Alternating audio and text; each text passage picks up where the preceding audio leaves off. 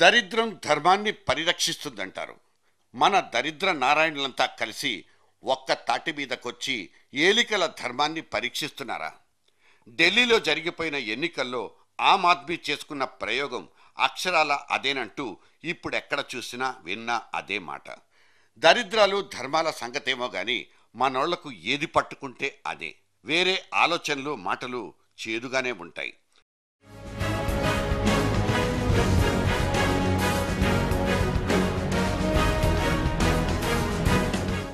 Arvind Kejriwal giant killer అంటూ ఉత్తర దిక్కును ఊపేసిన ఈ మొనగాడి గురించే మాటలన్నీ. నిజంగా అతనంత లావు పొడుగా? రేపటి రోజున గెలిపిచ్చేసిన ఊపుతో మొత్తం ఎర్రకోట మీదే జెండా ఎగరేయగలిగే సత్తా ఉందా అంటూ ఒకటే ఎడతెగని చర్చ. ఇక లోక్సభ ఎన్నికల్లో మన సత్తా చూపుదామంటూ మంగళవారం జరిగిపోయిన ఆమ్ ఆద్మీల మీటింగ్లో నిర్ణయాలు తీసేసుకున్నట్లు ఒకటే హోరు కూడా. అసలు ప్రస్తావన లేకుండా జేడీ పేజీలు తిరిగేస్తే ముక్కు మూసుకుని చేసే తపస్సు లాంటిదేదో అవుతుందనే ఆలోచనలతోనే ఇవాళ జరిగిపోతున్న ఆమ్ ఆద్మీ చర్చల్లోకి ఒక్కసారి తొంగి చూసుకుందాం రండి. आने वाले नवंबर के महीने में दिल्ली विधानसभा में हम चुनाव लड़ेंगे, चुनाव जीतेंगे और खुद जाके अपना लोग. చీమలు పెట్టిన పుట్టలు పాములకు ఆవాసాలవుతాయంటూ ఒక పాత నానుడి. ఏ పార్టీ అయినా ఉదాత్తమైన ఆశయాలు లక్ష్యాలతోనే ఉద్భవిస్తుంది. సకల జనుల సంక్షేమమే పరమావధిగా అవతరిస్తుంది. అయితే అటువంటి ఆశయాల్ని లక్ష్యాల్ని అంతఃకరణ శుద్ధితో అమలు చేయగలిగే పార్టీల నాయకత్వాలతోనే ఊడిపడే సమస్యలన్నీ. ఆమ్ ఆద్మీ ఇవాళ 14 నెలల్లో బొడ్డు తెంపుకొని కేరింతలు కొడుతున్న ఒక పసి పాప. నిజానికిది ఎవరు కన్నబిడ్డో అంటూ దేశ జనావళి అనుకోవడం లేదు. సగటు పౌరులందరికీ ఇంతేసి సంతోషాన్ని కలిగించిన ఈ పార్టీ గెలుపు నిన్నటి రోజున అది పుట్టినప్పుడు మాత్రం ఎందుకు కలిగించలేదన్నది మొదటి ప్రశ్న. గెలుపును మించిన విజయం మరొకటి లేదంటారు. ఆ గెలుపు సకల లోపాల్ని తుడిచేస్తుంది. సర్వకాల సర్వావస్థల్లో ఉన్న కష్టాల్ని మరపించేస్తుంది.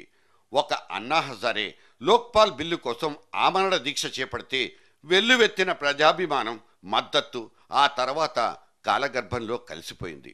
ఆ మీడియా హైపులు ఇప్పుడెక్కడా లేవు. అదే అన్నా హజారేకు దేశంలో మారుమూల స్కూలు పిల్లలు సైతం తాతయ్య మీతో మేము ఉన్నామంటూ రిబ్బన్లు బెలూన్లు ఎగరేసి తెలిపిన సంఘీభావం ఆ తర్వాత ఎందుకు కనుమరుగైపోయింది? అదే అన్న ఆ మధ్య హైదరాబాద్కు తరలొస్తే ఆయన అభిమాన జనసందోహం ఏమైపోయింది? గాంధేయవాదాన్ని తలకెత్తుకున్న అన్నా నుంచి సైద్ధాంతిక విభేదాలతో బయటపడ్డ కేజ్రీవాల్కు ఇంత పెద్ద ఎత్తున అభిమాన జనం చేస్తున్న అభివాదాలు ఎందుకు జరిగిపోతున్నాయి?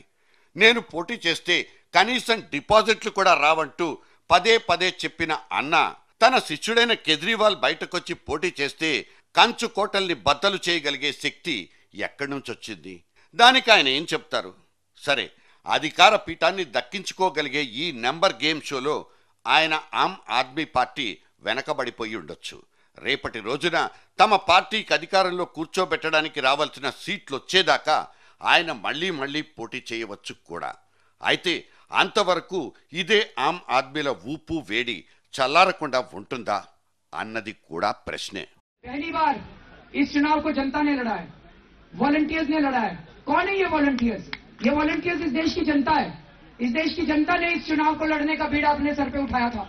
कई लोग अपनी नौकरियां छोड़ के आए हुए हैं, कई लोग नौकरियों से छुट्टियां लेके आए हुए हैं, कई लोगों ने अपनी दुकानें बंद कर दी हैं. ये सारे आम लोग हैं. और ये क्रांति की लहर पूरे भारत में जो बदलाव चाहते हैं वो बदलाव लेकर के आएगी. और हम सभी युवा पढ़े लिखे लोग इसके साथ हैं.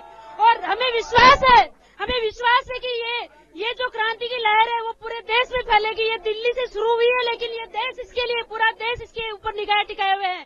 మీరు గెలుస్తారని ఊహించలేదు.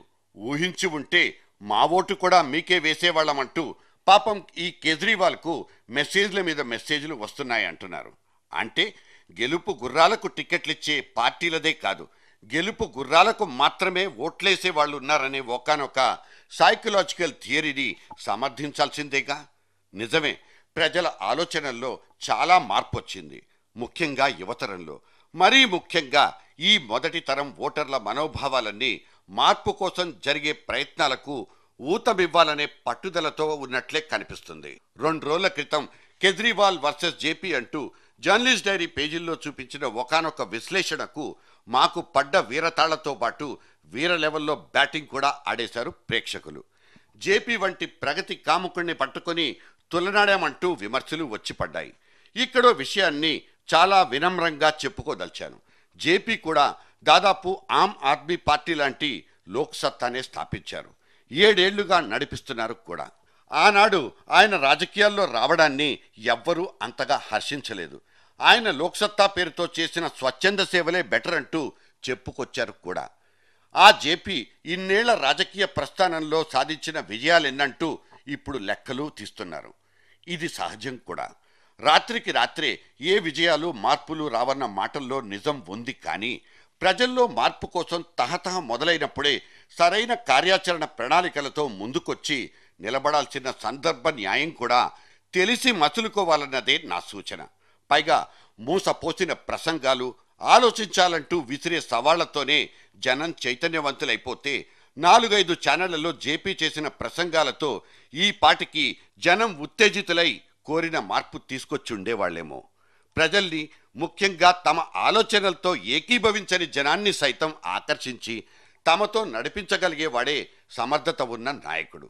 ఆ పనిలో జేపీ ఎంత మేరకు విజయవంతమయ్యారన్నది ఆయనతో పాటు ఆయన్ని సమర్థించే వాళ్ళు ఆలోచించుకోవాలి. తన పార్టీ ప్రజాస్వామ్య వికేంద్రీకరణ సూత్రం ప్రకారం ఒకరిద్దరికి అధ్యక్ష బాధ్యతలు అప్పజెప్పి నేను దేశంలోని మిగతా చోట్ల పార్టీ పటిష్టత కోసం కృషి చేస్తాననే ఆయన ఆలోచనల్లో ఉట్టి కెగరలేనమ్మ సామెత ప్రతిధ్వనిస్తూ ఉంటుంది. ఒక్కొక్క మెట్టు పైకెక్కాలనే ఆలోచన ఉన్నట్టు మాత్రం కనిపించదు. తాను గెలుచుకున్న ఒకే ఒక్క కుకట్పల్లి నియోజకవర్గంలో జనాభిప్రాయాన్ని పూర్తిగా తనకు అనుకూలంగా మార్చుకోవాలనే తపన కూడా అంతగా కనిపించదు. ఇవాళ కేజ్రీవాల్ దేశంలోని పార్లమెంటు స్థానాల మీద తమ పార్టీ దృష్టి సారిస్తుందనే ఆలోచన కూడా సరిగ్గా ఇటువంటిదే. దేశం మొత్తం జనం మూసపోసినట్టు ఒకేలా ఆలోచించరన్నది కూడా నిజమే. నీకు ఓటేస్తే నాకేంటి అన్న ఆలోచనలతోనే సాగిపోతున్న మన ప్రాంతాల్లోని జనాభాకు కేజ్రీవాల్ లాంటి ఆమ్ ఆద్మీ పార్టీ లక్ష్యాలన్నీ కేవలం నీటి మూటలుగానే కనిపిస్తాయి. అందుకే జేపీ వంటి వాళ్ళు కూడా ఇన్నాళ్లుగా కష్టపడుతున్నా ఫలితాలు మాత్రం దక్కడం లేదని వాదించుకోవచ్చు. ఆకలి లేకుండా నీకో మంచి మందు చెప్తా, ముందు నాకు గంజిపోయమంటూ ఓట్లడుక్కున్నంత కాలం జనం గంజిపోయరుగాక పోయరు. ఎందుకంటే వాళ్ళ ఆలోచనలు, తెలివితేటలు కూడా ఆ మేరకు పెరిగిపోయాయన్నది కూడా అంతే నిజం. కాబట్టి ఇటువంటి వాస్తవాల్ని, క్షేత్రస్థాయి సూక్ష్మాల్ని వంటబట్టించుకోకుండా ముందుకు వెళ్ళిన కొద్దీ మరింత పెద్ద పెద్ద బీడుపడ్డ ఎడారుల్లాంటి భూములే కనిపిస్తాయి తప్ప సుక్షేత్రాలు మాత్రం తారసపడవు. అందుకే అనేది వాస్తవాలు గుర్తెరగకుండా మొండిగా ముందుకెళ్లొద్దని. ఇది కేజ్రీవాల్కైనా, జేపీకైనా, మరెవరికైనా వర్తిస్తుంది. లేకపోతే రేపటి రోజున మన పక్కనున్న వాళ్లే మనకు జేజేలు కొట్టినోళ్లే అంటారు. ఏమని? ఏంటి అంత ఉరుము ఉరిమి ఇంతేనా కురిసిందని? ఒట్టు.